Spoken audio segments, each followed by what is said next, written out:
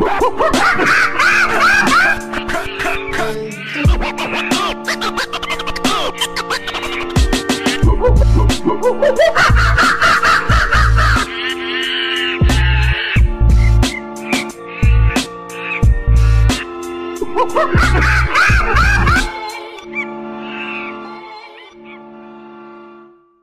off.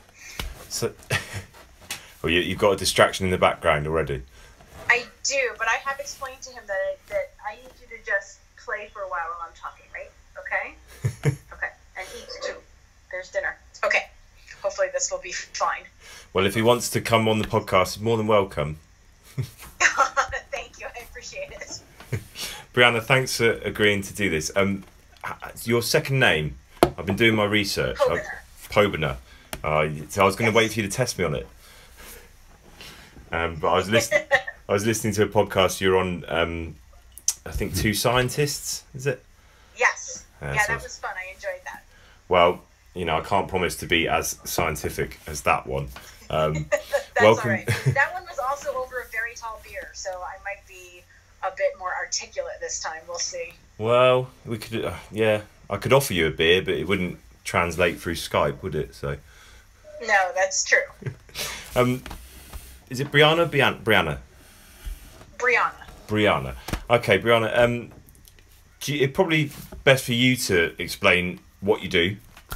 Obviously, sure. I haven't really explained the podcast. The podcast Bunch of Apes is really me just meeting lots of different people. I've got, I guess, a background in health and fitness, so we do some episodes on that kind of thing. But I've got a bit of obsession at the moment with prehistory and things like that. But I've got no science background, nothing like that really. Didn't sit that well with education. And on the Two Scientists podcast, I heard you talking about a lecture you gave on the importance of making sort of scientific finds and principles accessible, understandable, use of analogies, things like that. So you're going to be tested on that today, because I'm ready. I'm a scientific dullard over here. So so introduce yourself and let the audience know what it is you do. And sure. So my name is Brianna Pobener, and I'm a paleoanthropologist, which means I'm someone who studies human evolution, and I work at the Smithsonian's National Museum of Natural History in the U.S. Now, see, I'm from the UK. I've been to Houston once, but even I've heard of the Smithsonian, so that's quite a big sort of central place to go for. You've got the origins of the species. Is it Human Origins Project? There. Yes, so I'm part of the Human Origins program there. That's it. And we have a permanent exhibit on human evolution that I helped to put together that opened in 2010 at the Natural History Museum. Amazing. And so, but at the moment, you are Skyping me live from Kenya.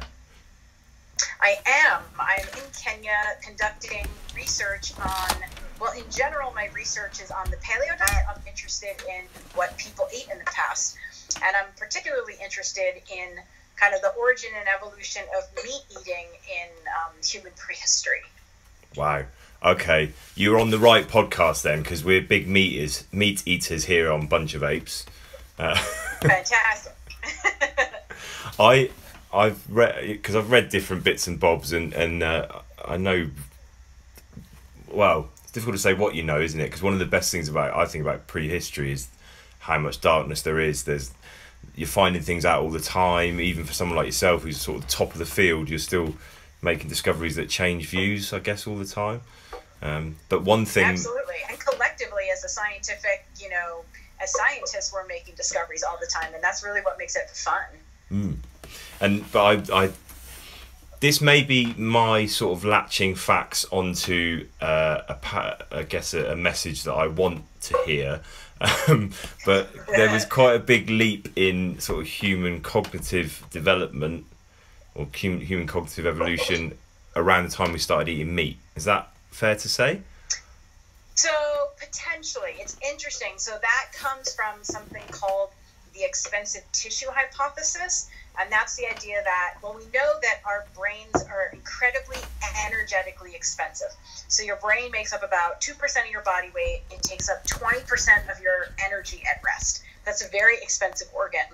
The other expensive organ system is our gut. And so we can see from the fossil record that human brain size increased pretty rapidly, and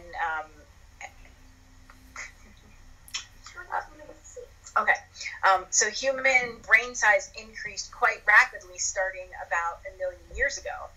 And for a while there was an attempt to link this big increase in brain size and a shrinking of the gut, so kind of a reorganization of our bodies, with the origin of meat eating. But it turns out that the timing doesn't actually work with the archaeological record. So we see the earliest meat eating going back at least 2.5 million years ago, and probably regular meat eating starting about 2 million years ago. But that big increase in brain size compared with our body size doesn't come in until about 1 million years ago. And the other interesting thing that we see at 1 million years ago is the earliest evidence of the control of fire. So it may not be so much meat eating potentially, but actually cooking that allowed the release of nutrients and energy to fuel this big brain expansion.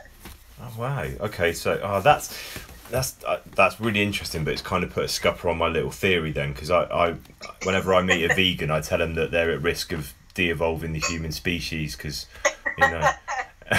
and try and argue that vegans are actually. But it's interesting. I don't necessarily think. I mean, I still think, probably because I study it, so I'm quite interested. I still think that meat eating played a really important role in our evolutionary history. It probably. Oh, hold on one moment. Sorry. No worries. We can try and edit this out, or I'll just keep talking. Brianna's just gone to answer the phone, and if there are some distractions as well, her son's in the background because he's over in Kenya with her. So very good of her to agree to be on the show.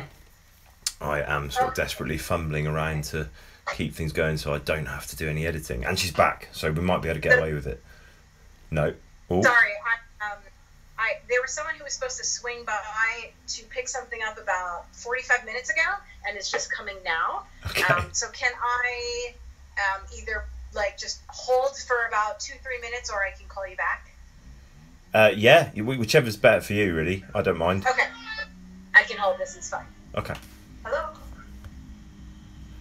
So should I keep talking while she's on the line? Yes, they did. Can you come up to my apartment? I'm worried that if I do that, it's kind of... Sorry. That's okay. I was going to try and keep it going, but then we could hear you in the background, and I didn't want... it was an invasion of privacy, really. You were sort of recording your private phone calls there, so... Thanks, I appreciate that. So we'll edit that out and start again, probably. Well, not start again, but we'll edit that bit out. So... Yeah, he's coming up... Yeah, he's just coming up to pick something up. I'm sorry about that. I asked him to come by at 6, and it's 6:45, but it is Kenya, so that's sort of how things work here. It's a little bit behind schedule then over there. Quite relaxed. Sometimes, yeah. Yeah. Okay. Should we pick up? Where were we? We were talking about 1 million years ago. Oh, hang on. I was trying to get your backing that vegans are actually scientifically more stupid. Oh, right. But we were moving away from that, I think. I think so. Well, I get asked fairly often whether whether it makes sense from our evolutionary history to be vegan or vegetarian. And I think today we have amazing choices in the food that we eat, and we can get our nutrition from just about anywhere. I think in the past, it's really unlikely that people would have actually chosen not to eat entire food groups like meat or, dairy or grains or things that a lot of people today, particularly with the paleo diet movement, say well, I'm not going to eat this, food group because my ancestors didn't eat it. But I don't think our ancestors would have done that. I had an experimental archaeologist who specialised in the sort of Stone Age, and he was saying about if you were going to do a true paleo diet, it would be really seasonal. It would just be what is available in that area at the time, rather than consistently eating nuts all year, that kind of thing. Exactly. No, I think like seasonal and local was basically what the paleo diet was. And we can see that in, everywhere that we have archaeological sites. People who lived on the coast ate a lot of fish. People who lived, near fruiting trees probably ate a lot of fruit, that sort of thing.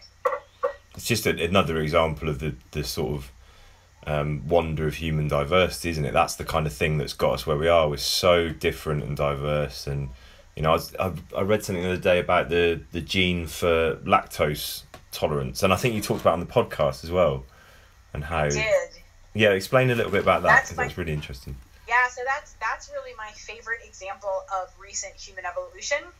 So maybe 5,000 years ago, nobody on the planet could digest the sugar and milk after the time of weaning, which traditionally was maybe between the ages of 2 and 3. And now a third of the people on the planet, more than 7.5 billion of us, can digest milk as adults.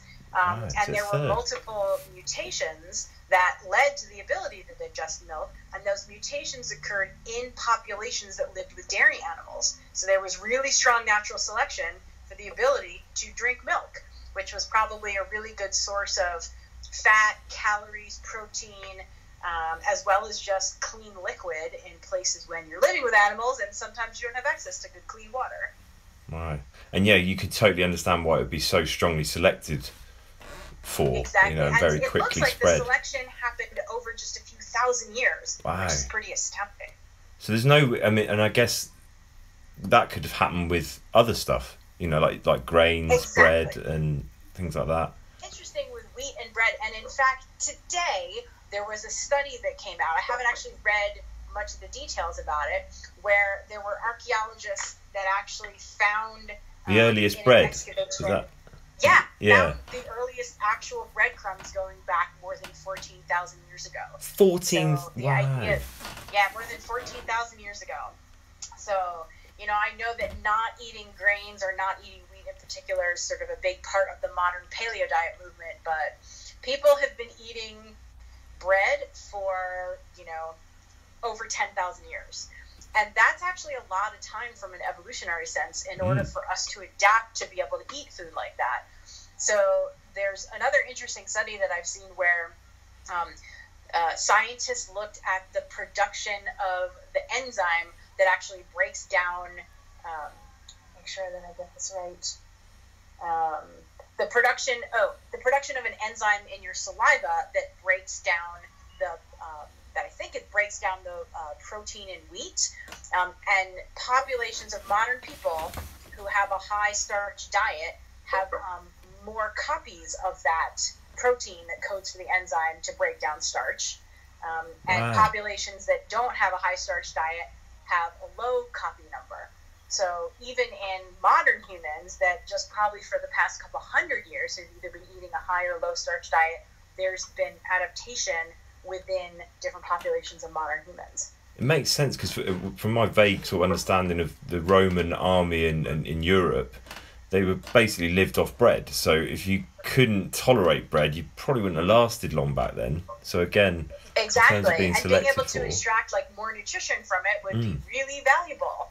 So, it really is about specificness, isn't it? Specificity. Is that the right word? Specificity. That's it. It's also interesting because thinking about broadly across humans, we are so flexible and adaptable. So if, when humans are migrating and moving into a new environment with new food, we're able to adapt pretty well to those local conditions. Okay. Again, a lot of my listeners are not necessarily experts in sort of the human story, and I thought to challenge kind of myself, but with you correcting me, I was thinking about a week. So the human story being a week, and if we could fit in which players would be where. Because when you were talking about a million years ago, that would have been, we're talking Homo erectus? So that's... Yes, so that was definitely the time period that Homo erectus was around. Wednesday, would that be? Almost 2 million years ago. That'd be Wednesday, would you say? Say if no, actually, well, if we're talking about the entire family tree, that goes back about 7 million years. So 1 million years ago is like Saturday. Right, and we're sort of Sunday evening. 1 million years ago is Saturday?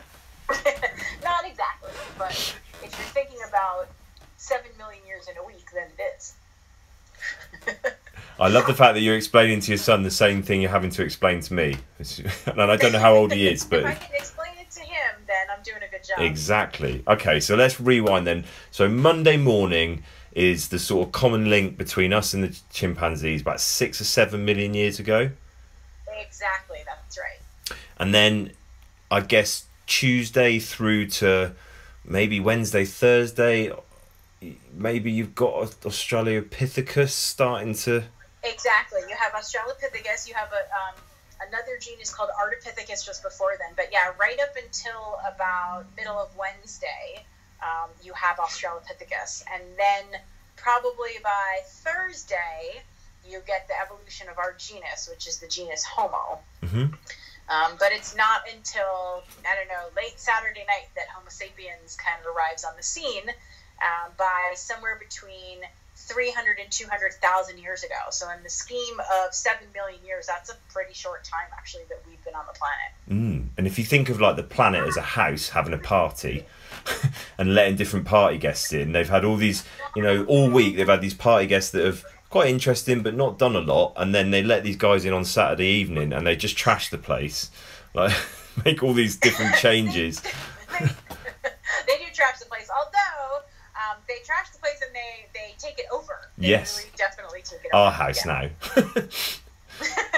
Yeah. Wow. And so Neanderthals, and that's probably Saturday afternoon as well, isn't it? Exactly. So since we evolved from a common ancestor with Neanderthals, basically we evolved at the same time by, I would say midday Saturday about.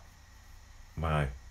So all these, and a lot of this, so again, that's why maybe the cognitive advancement being quite close to the end of the week is a really interesting idea, and we've come so far in quite a short space of time, I guess. But going back to your... I mean, we don't see really advanced technology with even things like making very specialized stone tools for different tasks until you get our species. And we really don't see that pick up until the last maybe 100,000 years ago, 80,000 years ago. So that's something that's quite recent in our history, our prehistory. I always find it fascinating as well, the sort of period between, say, like 70,000, where I think is that when you got the earliest cave paintings, all that kind of stuff? Yeah, I think cave paintings go back about between 40 and 50,000, although there was some Neanderthal art discovered recently that's a bit older than that, I think. But still, you've got almost like 40,000 years between that conceptualization of art and then society, civilization. It's really interesting to think what was going on. Do you think you had basically people like us with the same brain makeup, with the same kind of thoughts, but just in a totally different world? Yeah, I think probably. I mean, I can see by, 50, 60, 70,000 years ago, you basically have modern humans, the way that modern humans are today. I mean, we see some of the advanced behavior that modern humans exhibit actually going back like 300,000 years, and there's this sort of slow accumulation of traits and abilities and symbolic expression and probably the origin of language. Some of that stuff is a bit harder to trace in the archaeological or the fossil record, but yeah. And go back to your sort of specialization with the meat, because again, very big interest of mine, meat. I like eating meat. Me too. But so one of the things that I was listening to on the other podcast, I'm representing that. Listen to this podcast first, obviously, if you're listening. Yes, you already are if you're listening, so I can recommend the other one to scientists. But you're talking about the idea that maybe those humans that are around on the Wednesday, the Australopithecines, that they were more kind of maybe starting to scavenge meat or starting to find meat that had just recently died, and that's something that chimpanzees don't do. So that's quite a cognitive leap there. Yeah, so we have evidence for humans eating meat, early humans eating meat, going back at least 2.5 million years, maybe a bit older than that. But we actually don't have good evidence for the technology needed to hunt animals, things like stone spear points that you would put on the end of a wooden spear, until 500,000 years ago. So it's likely that for 2 million years, the meat that early humans were eating, at least some of it was gotten through scavenging the leftovers from like big predator kills. That's amazing. And another incredible thing that I was reading about online about you is that you part of your dissertation was to go and find out what it would have been like would it have been possible to scavenge off of fully eaten kills and how much meat you could get out of that. And I mean, so I basically simulated scavenging. So there's two main ideas about what scavenging would have been like. One is called confrontational or power scavenging, and that's the idea of early humans sort of striding in there and somehow chasing carnivores off their kills. There's a tribe that does that. Dangerous. There's a tribe that does that in Africa, isn't there? Where they all stand in a line, and is that Well, I know the Hadza in Tanzania actually scavenge a decent amount of the meat that they eat from lions. But they also have like giant metal machetes that they're able to probably have as weapons. Yeah, so you've got a bit of backup. My son just turned to me and said, "Mom, you're making me hungry." Well, tell him he's got to go and find a lion that's finished. I know.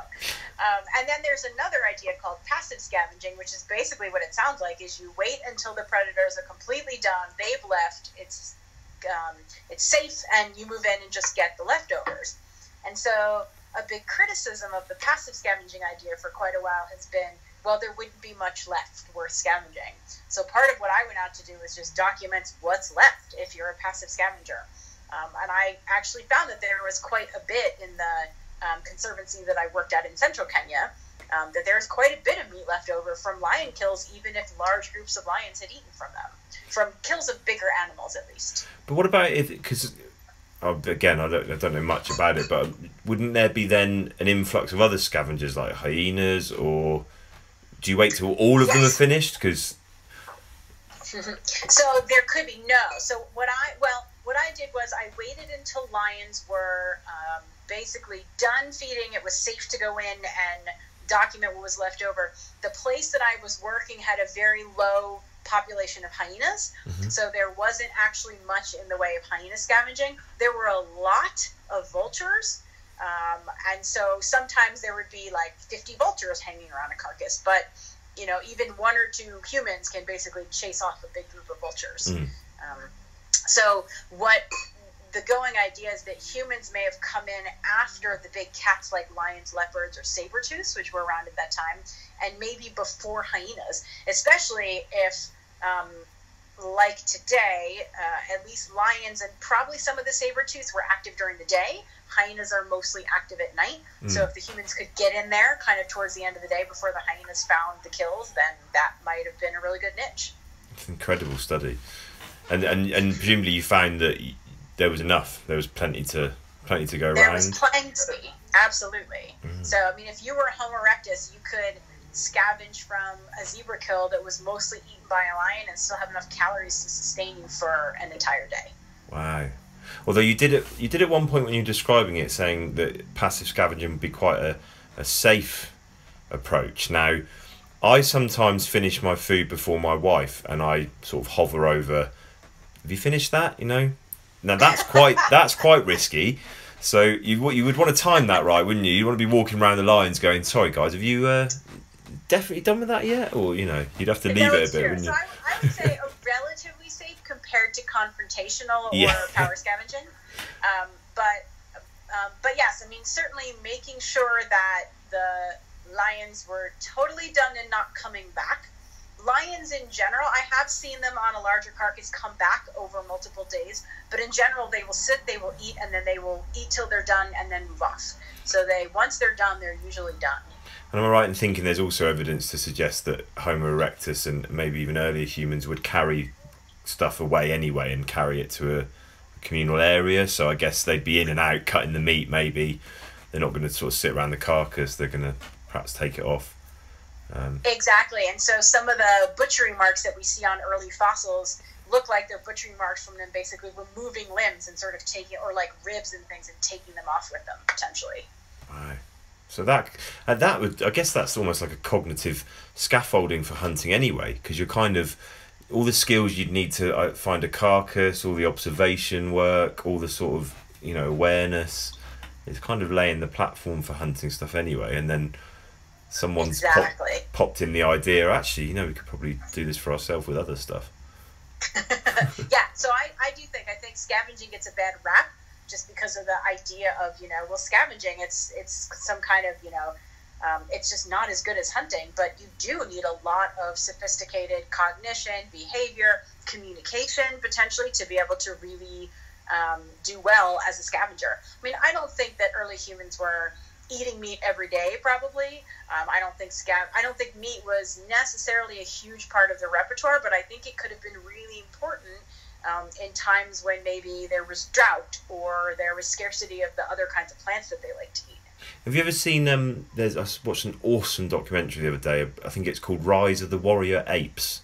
Have you ever seen that? No, I haven't. That sounds good, though. It's about a troop of chimpanzees, I'm not a details man, somewhere in the jungle, and they hunt more than other chimpanzees have been known to. So other troops have been known to do it occasionally, but these ones do it all the time, and they are hyper intelligent. Like they make lots of communicative gestures to each other when they hunt, and they're like the biggest troop that they've seen. Like they normally get like groups of about 20, but this is like 150 or something crazy.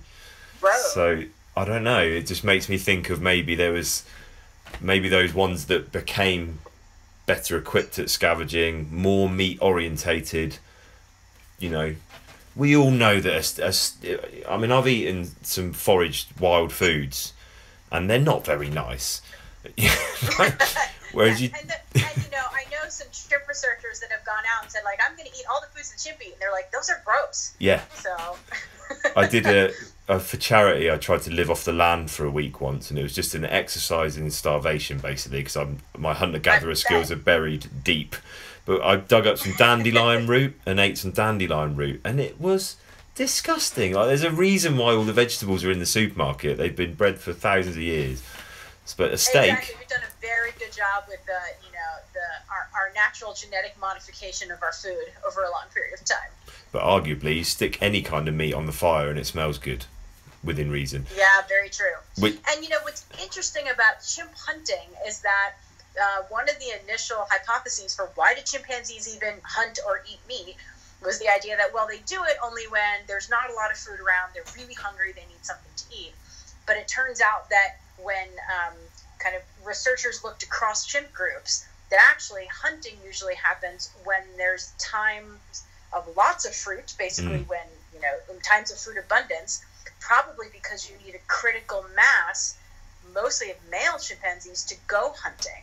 So it doesn't seem to be, there seems to be a really strong social component of the hunting. It's not just something that has to do with our diet, or with chimpanzees' diets, I should say. Oh, you'd love this documentary. It's very similar stuff they're talking about, like how this either the social skills that group has got has allowed for more meat hunting, or some of the scientists on it are hinting that maybe it's the other way round and it's given them that extra boost of energy for the brain. Because honestly, I definitely check it out. I mean, a couple of them have got, like, I mean, I know some chimps do, but there's a high proportion of the chimps there that have the whites of the eye, which just makes them look more human. And then when they look at each other, it's so bizarre. You look, there's almost like, there's a couple of scenes where, I'm sure they're edited, but they're sort of looking at each other across the forest, like, you know, tweaking their head that way, you know, go that way. It's really interesting stuff. I mean, you know, it wouldn't surprise me if, you know, I haven't spent much time around chimps, but I think they have pretty sophisticated and subtle communication. That wouldn't surprise me at all. No, I haven't spent much time around chimps. I did used to play rugby though, so similar vibe, I think. Okay, so what are you doing now in Kenya? What's the So I'm studying fossil assemblage that I've actually been studying for quite a while from a Smithsonian excavation site, a prehistoric research site called Alorgesailie in southern Kenya. So I helped to run the excavations there for about 6 years. But the Smithsonian, in general, under the direction of Rick Potts, has been doing research at Alorgesailie for about 35 years. And so I'm studying all the fossils from one of the layers at the site, and it's the oldest layer that dates back to just under 1 million years ago. And I'm basically going through every fossil that's been excavated from the multiple excavations across this one layer and looking for traces of human butchery, traces of animals being eaten by carnivores, getting a sense of just what kinds of animals were in these fossil sites, how weathered were they. So just doing kind of a general, what's called a taxonomic analysis of the fossils, basically kind of reading into the life history of the fossils themselves. Wow. Fascinating. And any like juicy, I mean, do you get gossip in that kind of work, or yes, we've got an exclusive?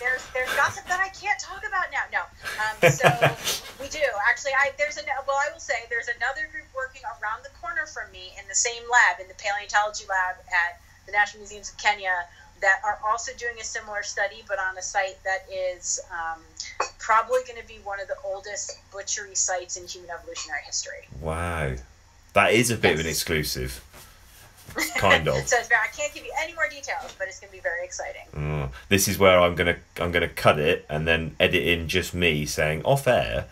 Rihanna told me. Right. She said that Graham Hancock was right, and there's actually an ancient civilization. And they've been around for millions of years, and they had the Wi-Fi and everything. Of course. Have you? I take it you know Graham Hancock and all of the sort of controversy there. I mean, is that a bit the sort of the idea that there was an ancient civilization about, I think, before 12,000 years ago that died out but passed on stuff and that kind of thing? Do you get because I guess there's always going to be alternative archaeology. And I guess sometimes it turns out to be not too alternative anyway. Oh, it's very true. I mean, I think it's always worth, in general, examining pretty much all ideas and then seeing if there's evidence for them. So I think that's worthwhile.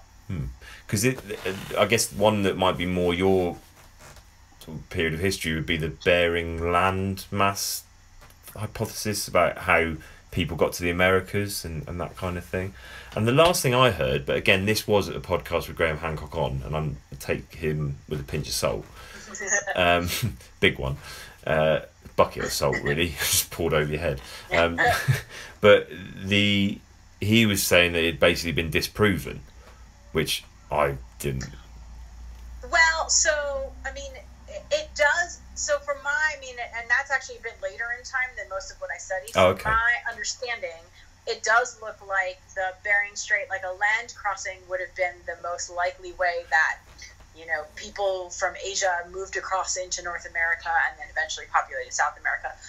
Another alternative idea is that people took boats from Europe and ended up in North America that way, but there doesn't seem to be, we don't have any boats that old, so there doesn't seem to be much evidence for that. The main line of evidence is the similarity in the shape of the tools from about 40,000 years ago in Europe to some of the earliest tools in the Americas between 10 and 15,000 years ago. But I don't think that that's necessarily means that, people in Europe 40,000 years ago took boats across to North America. I guess it's an interesting idea, but like you say, until you actually find something that suggests that, then you're kind of struggling around in the dark.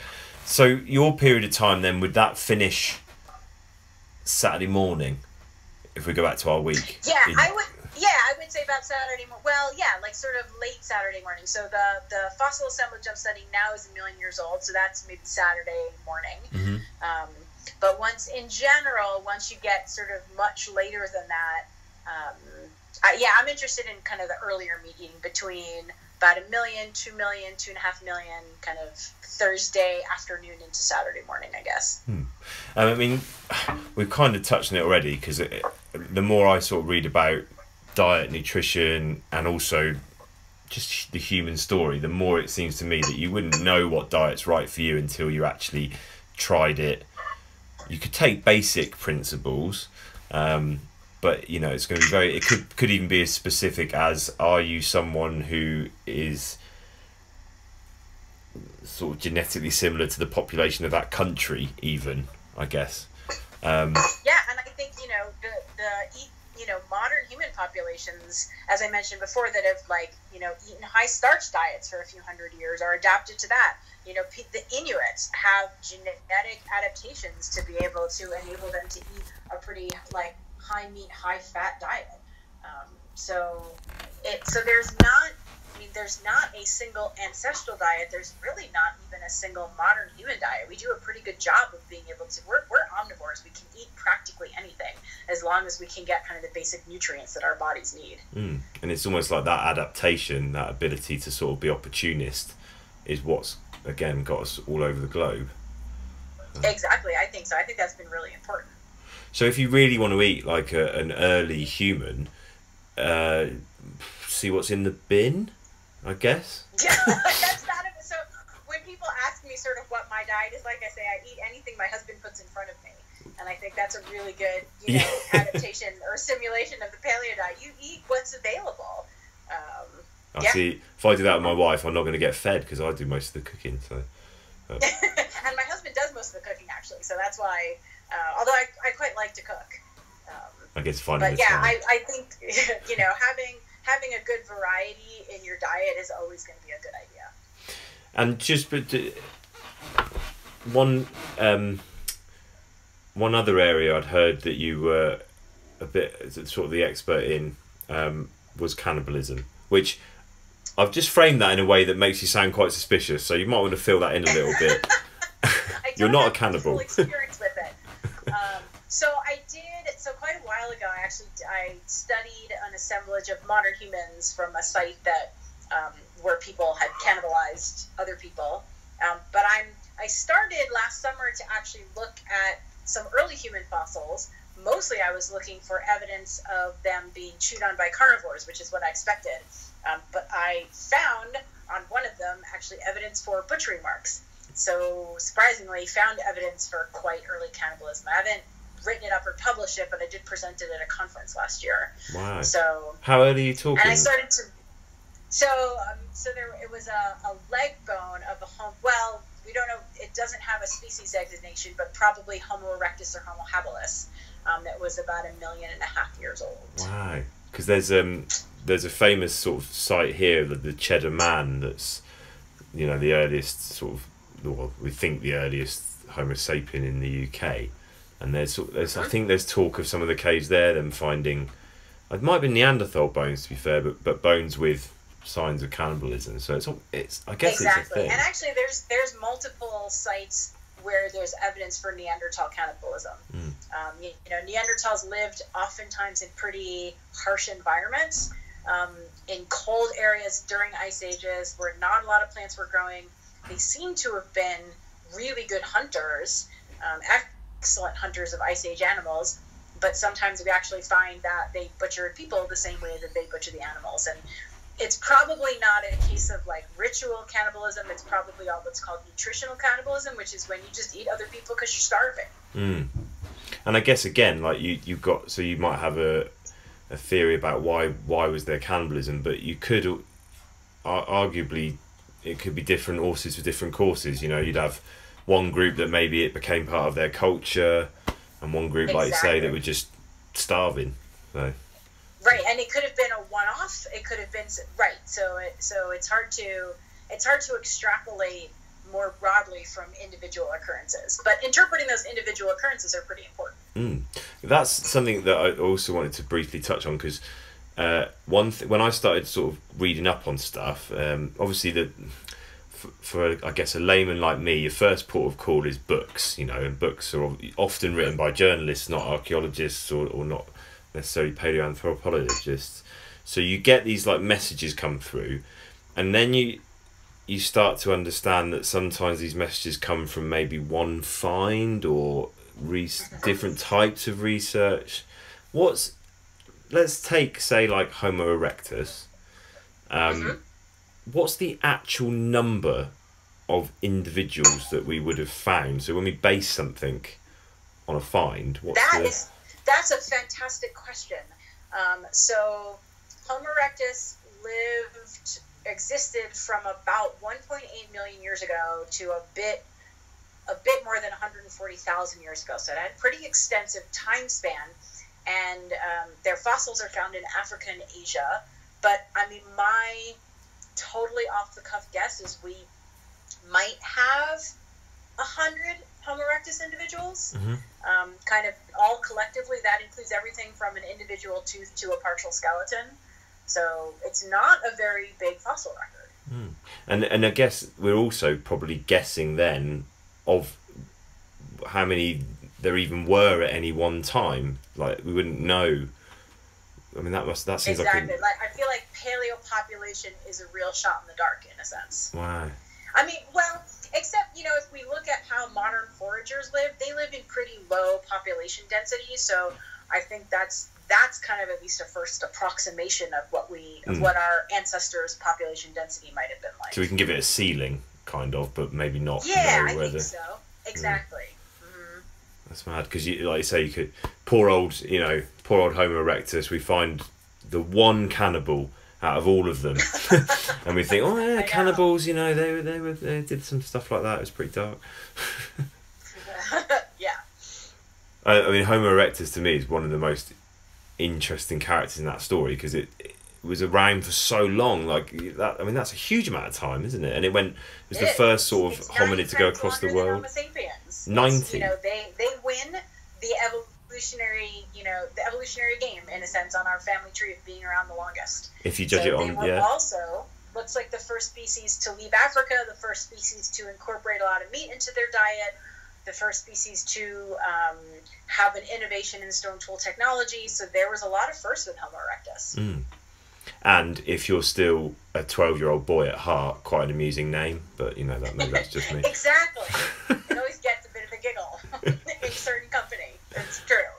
Brianna, I'm conscious of your time, and you've given me a lot of it already. I'm really grateful. Love to get you back on again in the future, if that's at all possible. Really, really interesting for me, and I'm sure it will be for the people listening. Fantastic. Thanks for listening, everyone.